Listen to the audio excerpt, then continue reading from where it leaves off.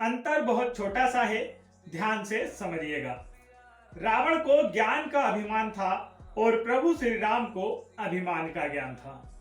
नमस्ते दोस्तों, मैं हूं विजय पटेल। एक ऐसी कथा जिसके बारे में ना ही महर्षि वाल्मीकि जी की रामायण और ना ही गोस्वामी तुलसीदास जी की रामचरितमानस में किया गया है, लेकिन महर्षि कंबन की जो ई राम अवतारम है उसमें इस कथा का वर्णन किया गया है। रावण के बारे में कहा जाता है कि रावण शिवभक्त था, विद्वान था। रावण की कुछ ऐसी बातें जो दुनिया तक नहीं पहुंच पाई, उसका वर्णन ई राम अवतारम में किया गया है। कहा जाता है कि जब भगवान श्री राम को लंका पर विजय पाने के लिए सेतु निर्माण करना था, उस समय वह अपने आराध्य शिव जी को आमंत्रित करना चाहते थे और शिवलिंग की स्थापना करना चाहते थे, उनकी पूजा आराधना करना चाहते थे।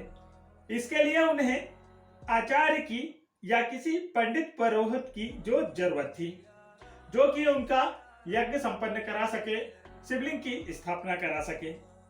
तो उन्होंने जाम्बन जी से कहा कि आप कोई आचार्य ढूंढ कर लाएं जो यज्ञ कराएं और शिवलिंग की स्थापना हो जाए।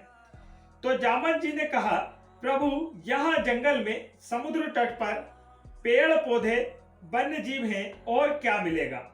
प्रभु श्री राम ने कहा, हमें ऐसा आचार्य चाहिए जो शैव और वैष्णव दोनों परंपराओं का ज्ञाता हो।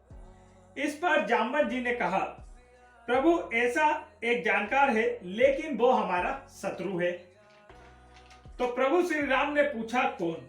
तो जाम्बन जी ने बताया कि वह बलस्य मुनि का नाती है, वैष्णव है, शिव भक्त है और दोनों परंपराओं को जानता है।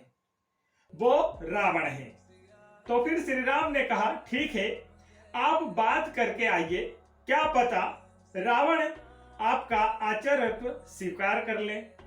प्रभु श्री राम की आज्ञा पाकर जाम्बन जी लंका पहुंचे, क्योंकि रावण वह व्यक्ति था जिसमें यह सारी खूबियां थी।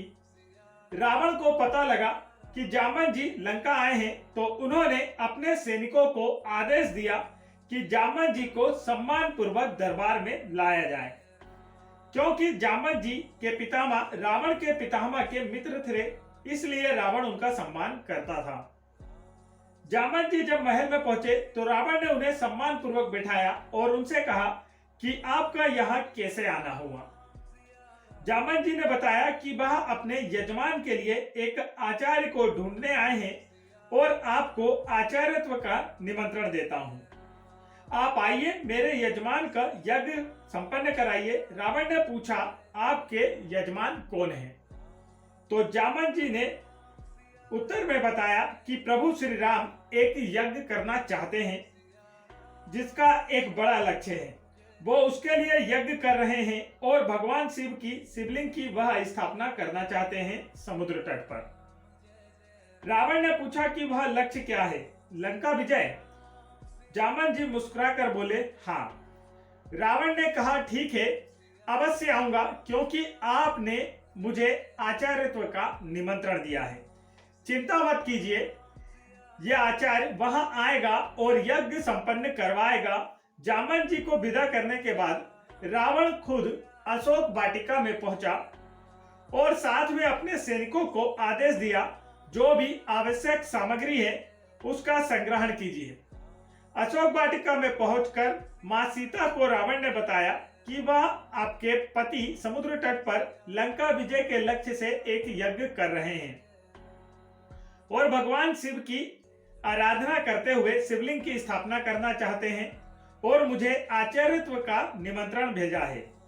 मुझे आचार्य बनकर वहां जाना है और आचार्य का कर्तव्य होता है, जिम्मेदारी होती है कि जो यजमान के पास सामग्री नहीं है वो उस तक पहुंचाए। बाकी सामग्री संग्रह के लिए तो मैंने सैनिकों को बोल दिया है, लेकिन बिना अर्धांगिनी के यज्ञ अधूरा रहेगा। विमान तैयार है, आप आकर के बैठ जाइएगा, लेकिन वहां भी याद रखिएगा कि आप लंकेश के ही अधीन रहेंगी। अनुष्ठान संपन्न होने के बाद आपको उसी विमान में बैठकर वापस लंका आना है।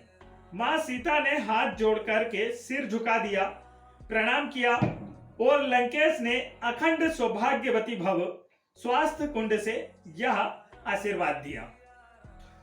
विमान पहुंचा समुद्र तट पर। भगवान श्री राम ने भेजा विभीषण को, छोटे भाई लक्ष्मण और सुग्रीव को कि जाकर आचार्य को लेकर आइए।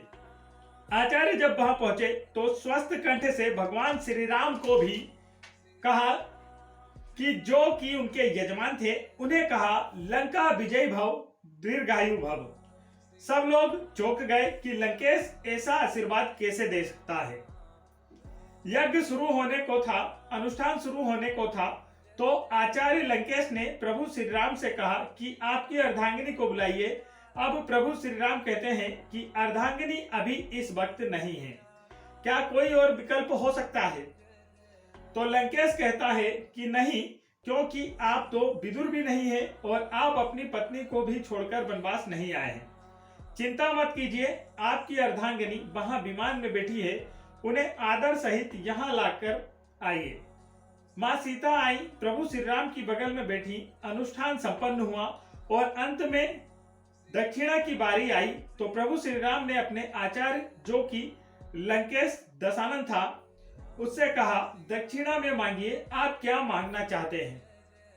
जितने आसपास खड़े थे उन्हें डर था कि वह यह न मांग ले कि लंकेश अब प्रभु श्री राम वापस अयोध्या लौट जाएं। लेकिन रावण ने कहा दक्षिणा में वह यही मांगना है कि जब आचार्य की मृत्यु हो तो यजमान सम्मुख उपस्थित हो। और वही हुआ, जब रावण की मृत्यु हुई तो प्रभु श्री राम वहीं थे। रावण को उन्होंने अंतिम दर्शन दिए। ये रावण की कथा, जिसका वर्णन महर्षि कंबन की कथा ई रामावतारम में किया गया है। तो इस कथा को सुनाने का मतलब यही है कि कई बार हम शत्रुता में सारी हद पार कर जाते हैं। दुश्मनी निभाने में भी कर्तव्य बीच में आते हैं तो उन्हें पहले पूरा करना चाहिए। यही हमें रावण की कथा सिखाती है। रावण जो कि विद्वान था, ज्ञाता था, उसके जीवन से जुड़ी ऐसी कथाएं हमें सिखाती हैं कि रावण चाहे जितना भी बुरा था लेकिन उसमें कुछ अच्छाइयां भी थी। तो यही थी आज की कथा। जय श्री राम।